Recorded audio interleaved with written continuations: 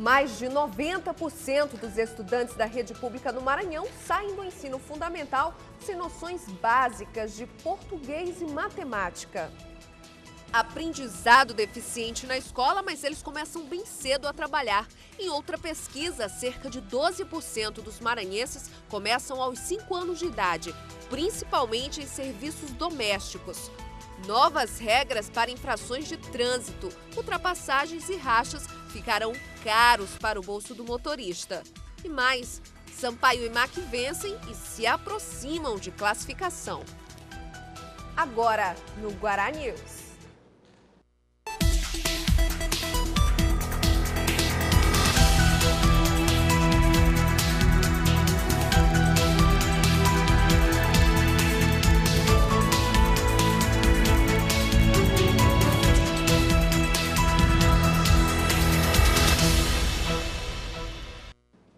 Boa tarde.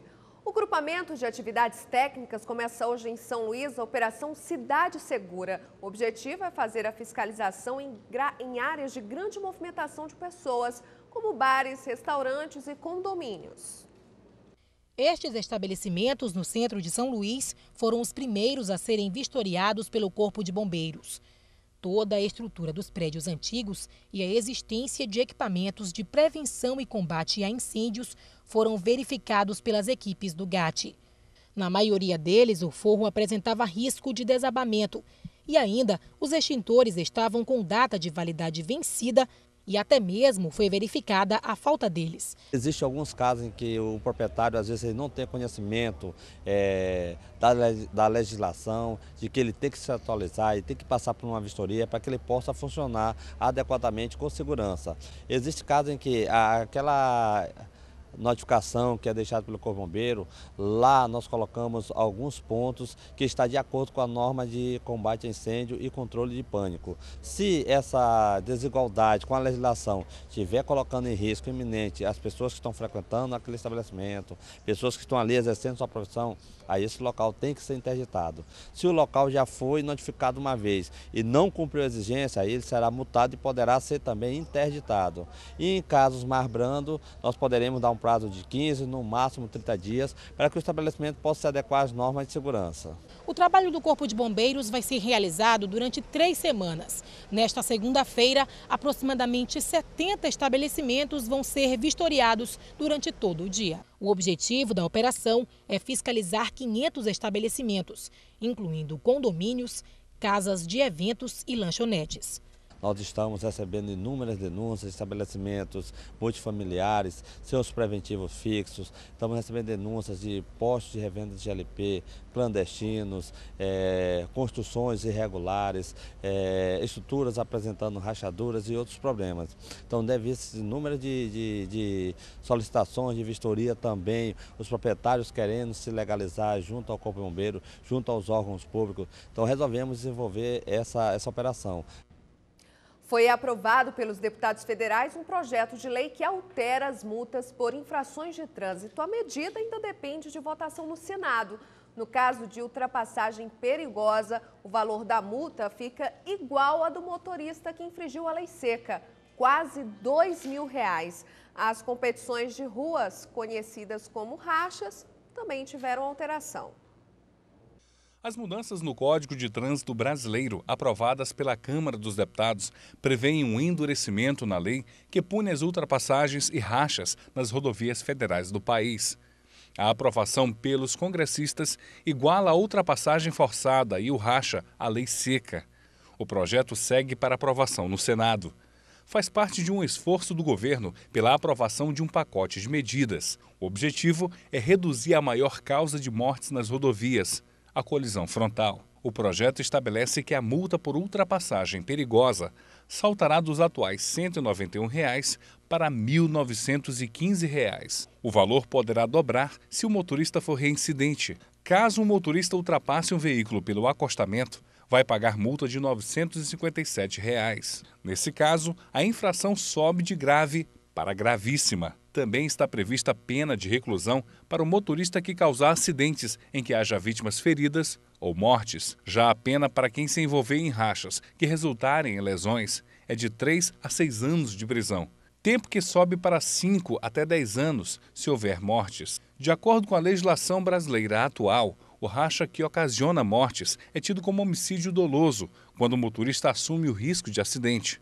Apesar do anúncio de endurecimento da lei, pelas novas regras do projeto, que precisa de aprovação no Senado, o racha passaria a ser considerado um crime de menor gravidade. Segundo a Polícia Rodoviária Federal, em 2011 aconteceram 2.652 mortes por colisão frontal nas BRs do país.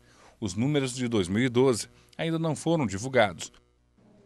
Os problemas na Avenida Tancredo Neves têm prejudicado a vida dos moradores daquela região. Os buracos têm dificultado os atendimentos realizados pelas ambulâncias. E para os motoristas, prejuízos. Os veículos quebram durante as manobras para desviar das crateras. A avenida começa neste trecho na estrada de Ribamar e tem tirado a paciência de quem precisa passar pelo local. Até um carro quebrou no momento em que a nossa equipe esteve na avenida. A Avenida Tancredo Neves é uma das principais ligações para se chegar ao Socorrão 2, Hospital de Urgência e Emergência de São Luís. Fica difícil, porque a gente quer resolver nossas coisas e tendo um tráfego desse tão pior, que além de você lhe atrapalhar no seu serviço, no seu dia a dia, fica quebrando seu carro, viu? E a situação não é boa e o prefeito não procura tomar uma providência, parece que ele não passeia por aqui. A buraqueira impede que ambulâncias prestem socorro às vítimas de forma mais rápida. Quem mora nessa região reclama dos prejuízos e da falta de estrutura para passar de carro. É muito buraco, o prefeito não faz nada aqui, e toda vez, e os buracos são sempre os mesmos, entendeu? Sempre no mesmo lugar, eles botam, tapam, quando pensam, demora isso, é como se fosse um asfalto São Rizal, entendeu? Mas a reclamação não é apenas dos motoristas que são obrigados a enfrentar a buraqueira e o trânsito lento na avenida. Pedestres também reclamam, porque são obrigados a dividir espaço com os carros. Está com mais de 2 anos que fizemos uma reivindicação na época da gestão do Luiz Fernando e ele prometeu de mandar fazer esse calçadão. O imenso matagal e a falta de calçamento impedem que os pedestres utilizem esta área. O risco de acidente entre veículos e pedestres é constante. Calçamento não tem nada, é o tanto de buraqueira. Agora o que é o inferno isso aqui? Devia ter limpado isso aqui tudinho para asfaltar menos para a gente passar, né? Para evitar aqui o perigo. Mas eles não fazem isso. As autoridades que deviam fazer, mas não fazem.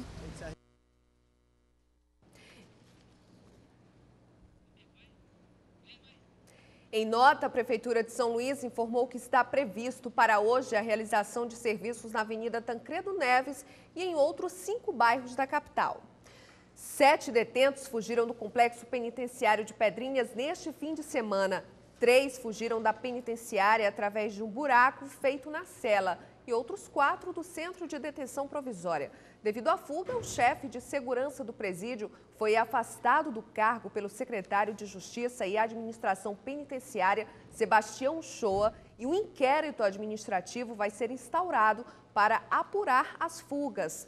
Até o momento, ninguém foi recapturado. A seguir, cerca de 12% dos maranhenses começam a trabalhar aos 5 anos de idade, principalmente em serviços domésticos.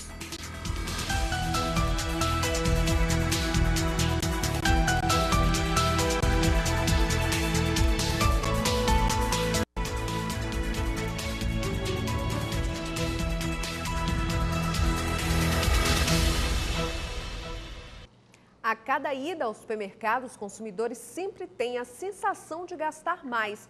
E não é só impressão, não. Os itens básicos da cesta de alimentação aumentaram. Em São Luís, por exemplo, as carnes não têm redução no preço desde o ano passado. Outros produtos também tiveram reajuste no momento em que os brasileiros esperavam pagar menos, quando a presidente Dilma Rousseff anunciou a redução de vários impostos. A retirada de impostos de 16 produtos da cesta básica determinada pelo governo federal no mês passado ainda não chegou em São Luís. A ideia era que o brasileiro pagasse menos para consumir os alimentos que fazem parte da cesta. Segundo o Instituto Maranhense de Estudos Socioeconômicos, o quilo da carne bovina custava no mês de março R$ 9,77. Com a redução anunciada de pouco mais de 9%, o quilo deveria custar neste mês R$ 8,86. Mas nas feiras de São Luís, o quilo da costela, que é a mais barata, custa R$ 7,00 e a alcatra é comercializada por R$ 13,00 o quilo. Mas os vendedores dizem que os valores não sofreram alteração desde o ano passado. Desde o ano passado que não houve aumento e nem baixa. Até hoje, nós esperando que baixasse, ainda não houve baixa nenhuma. Não sofreram redução de preços o frango, o peixe e a carne suína, que é comercializada entre R$ 12 e R$ 15 o quilo. Continuou o mesmo preço, de ano passado para esse ano. O campeão de alta neste ano foi o tomate, que chegou a ser comercializado a R$ 5,00 o quilo em São Luís. Mas o preço do quilo começou a cair e está custando R$ 4,00 em média nas feiras da capital. A manteiga, açúcar e café também deveriam cair de preço, mas ao que parecem, estão ainda mais caros. O açúcar, que deveria custar R$ 2,04 o quilo, pode ser encontrado por até R$ 2,20, bem acima do que o governo determinou. O preço de todos os produtos foram elevados, sabe? A pescada está proibitiva, sabe? É incrível que o cara cobra R$ 24,00 por um preço de pescada na feira, assim no supermercado estão vendendo por R$19. Apesar da reclamação dos consumidores, existem produtos ainda mais caros. É o caso da farinha de mandioca, que pode ser encontrada por até R$ 13,00 o quilo. A safra, não tem mandioca no interior, não estão plantando agora, né? Também a seca, é o que eles dizem, os vendedores, né? Hoje pela manhã, moradores do Maracanã bloquearam a avenida principal do bairro. Os manifestantes atearam fogo em galhos de árvores, pneus, impedindo a passagem de veículos. O protesto, de acordo com a organização do movimento, quer chamar a atenção das autoridades para a falta de segurança, infraestrutura e transporte público no bairro. E uma pesquisa divulgada pelo IBGE relacionada a crianças e adolescentes não é nada animadora. Na análise foi constatada que os adolescentes do Maranhão começam a trabalhar muito cedo, desde os 5 anos de idade, principalmente em serviços domésticos. 12% da população maranhense entre 5 e 17 anos estão trabalhando.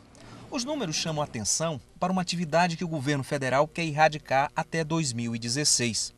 A boa notícia é que estes números vêm caindo, mas ainda preocupam. O trabalho infantil é todo o trabalho que coloca em risco o desenvolvimento social, emocional, psicológico, biológico da criança e do adolescente. Para mudar esta realidade, uma soma de esforços vem sendo feita com o objetivo principal de conscientização. No início de junho, será lançada uma campanha nacional de combate ao trabalho infantil. Nós percebemos ao longo do tempo um certo avanço na redução dos rankings de trabalho infantil. Mas ainda assim o Maranhão ocupa, como você colocou, o 4º lugar. Nós percebemos que a redução houve justamente no setor formal da economia, porque as empresas e seus representantes são cientes dos efeitos, né, da caracterização da constatação em seus estabelecimentos de trabalho infantil. 77% das vítimas do trabalho infantil doméstico estão entre 15 e 18 anos. 19% têm entre 12 e 14 anos e 4% está entre 7 e 11 anos de idade. Ao traçarmos um perfil do trabalho infantil, é fácil observar que 94% dos envolvidos são crianças e 84% afrodescendentes. Para o Ministério Público, a cerne da questão está no analfabetismo e o Maranhão ocupa o 2º lugar no ranking nacional de analfabetos entre jovens de 10 a 17 anos. Por exemplo, menino que trabalha no serviço noturno, que passa a noite sem dormir. Menino que trabalha carregando pedra, carregando peso. Menino que trabalha na lavoura o dia inteiro. Menino que trabalha manipulando materiais que causam algum tipo de dependência, tóxicos, cigarro, bebida, produtos químicos. Isso é trabalho infantil. No Maranhão, existe até uma lei estadual que pune servidores públicos que contratem mão de obra infantil. Mas, mesmo assim, o Estado é o primeiro colocado no número de trabalhadores infantis domésticos.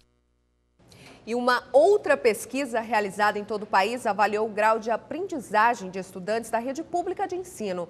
Mais de 90% dos alunos de 3 estados do Nordeste, incluindo o Maranhão, chegam ao ensino médio com dificuldades em disciplinas básicas. A deficiência começa desde os primeiros anos da vida escolar. A pesquisa foi realizada pela Fundação Lema e traz dados preocupantes sobre a educação no Maranhão. Segundo a pesquisa, apenas 3,8% dos estudantes que chegam ao ensino médio apresentam condições de aprender conteúdo dado pelos professores em sala de aula. Os resultados da pesquisa apontam que, ao fim do ensino fundamental, no 9º ano, os estudantes maranhenses sabem menos português e matemática do que alunos que estão no 5º ano nos estados de Minas Gerais, Santa Catarina e do Distrito Federal. Muitos alunos apresentam dificuldades em disciplinas básicas como matemática e português. Esta professora de língua portuguesa diz que a maioria dos estudantes tem dificuldade com a leitura. Na hora de fazer o entendimento do texto, a gente percebe muita dificuldade do aluno. Às vezes lê o texto, mas não entende o que lê. É isso que a gente percebe, que fica se escondendo. E aí a gente percebe que é porque não sabe ler. Por incrível que pareça, não sabem ler. Além da leitura, a situação com a matemática é ainda mais preocupante. Segundo este professor, que leciona a disciplina há 17 anos, muitos estudantes não sabem sequer realizar operações matemáticas de soma, subtração, divisão e a multiplicação. Então isso acaba dificultando muito o trabalho do professor de matemática, porque vai ter que resgatar todo esse conteúdo que ficou para trás. E às vezes, por uma questão de ter que trabalhar os conteúdos do ensino médio, e aí continua essa deficiência. O problema estaria na questão estrutural, principalmente nas séries iniciais. Funcionando há mais de 20 anos no bairro do Coroadinho, esta escola comunitária atende 150 crianças do maternal ao 5º ano. Os 10 professores têm boa vontade em ensinar, mas falta estrutura e isso dificulta o aprendizado dos alunos. As salas são muito pequenas para se atender um número muito grande de alunos. A gente consegue atender no máximo 20. A gente não pode superlotar uma sala pequena com mais de 20 alunos porque fica quente, fica abafado, é ruim de trabalhar. A gente consegue pagar para o professor aqui R$500, que é menos do que o salário mínimo. É o que a gente consegue pagar para o professor. Além de estrutura, esta doutora em pedagogia, que já publicou 3 livros acadêmicos voltados à educação, diz que a família tem um papel importante na contribuição para melhorar a educação no Estado. O pai tem que saber quais são os seus direitos. A nossa LDB é linda. Defender os seus direitos, mas também saber das suas obrigações e cumprir com as suas obrigações, para que ele possa também se sentir seguro e participar melhor nas salas de aula e poder construir conhecimentos. A Secretaria de Educação do Estado tem se preocupado com os dados e investe cada vez mais em infraestrutura e na capacitação de professores. Os programas Acelera Brasil e Se Liga estão beneficiando estudantes com defasagem de ensino no Estado. O nosso interesse é formar os nossos alunos para que eles possam assumir postos no mercado de trabalho, genuinamente, que os postos bons no mercado de trabalho sejam assumidos pela população maranhense com uma educação de qualidade. No próximo bloco, Sampaio e MAC vencem e se aproximam de classificação.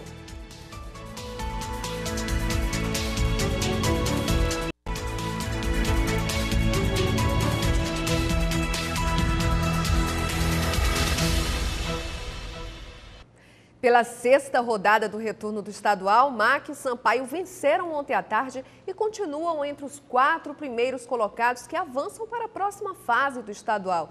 No jogo do Sampaio, destaque para o centroavante Thiago Cavalcante, que marcou 3 vezes para o tricolor.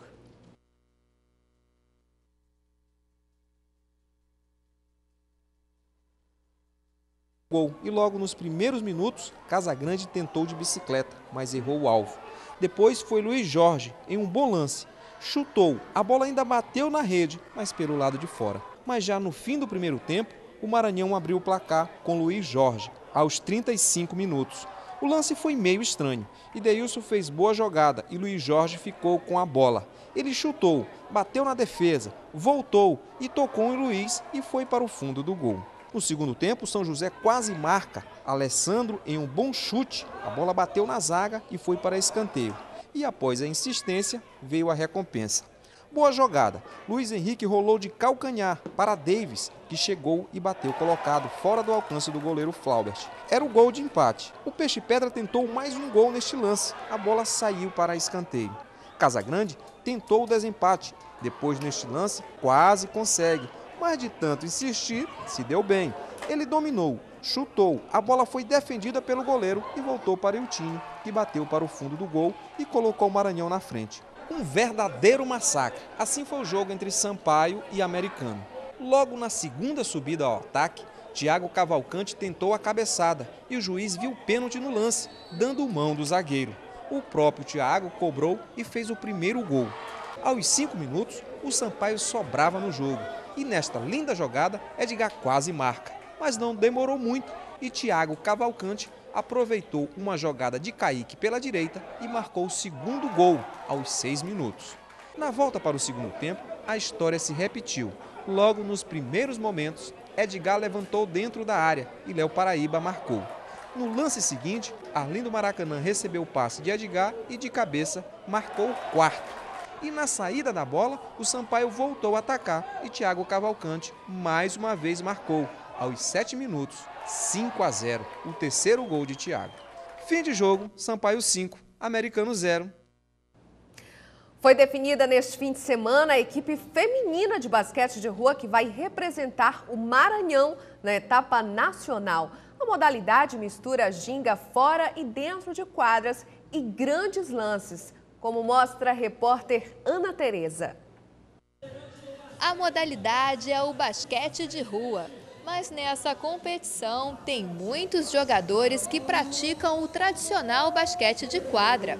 Na final feminina da Liga Internacional de Basquete de Rua, as Golden Girls de camisa lilás são todas jogadoras da seleção maranhense, categorias sub-15 e sub-17. A quadra é bem menor aqui, né? Era para ser meia quadra, mas como está no formato da oficial, então a gente ainda acha mais parecido. Aí, escola de quadro, que não tem no basquete de quadra, e falta principalmente, que aqui é liberado, lá não, né? No basquete de rua, são 3 jogadores de cada time em quadra.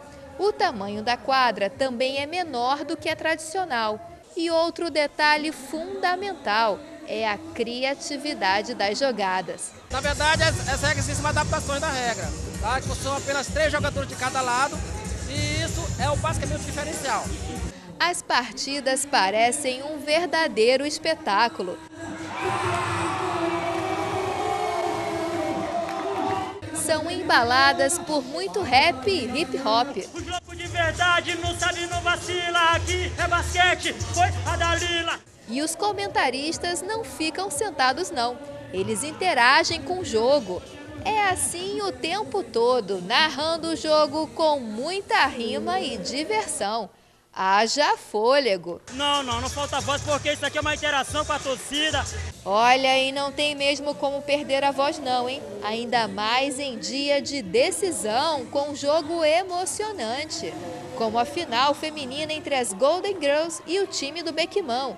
Partida disputada ponto a ponto, mas quem brilhou foram elas, as Golden Girls.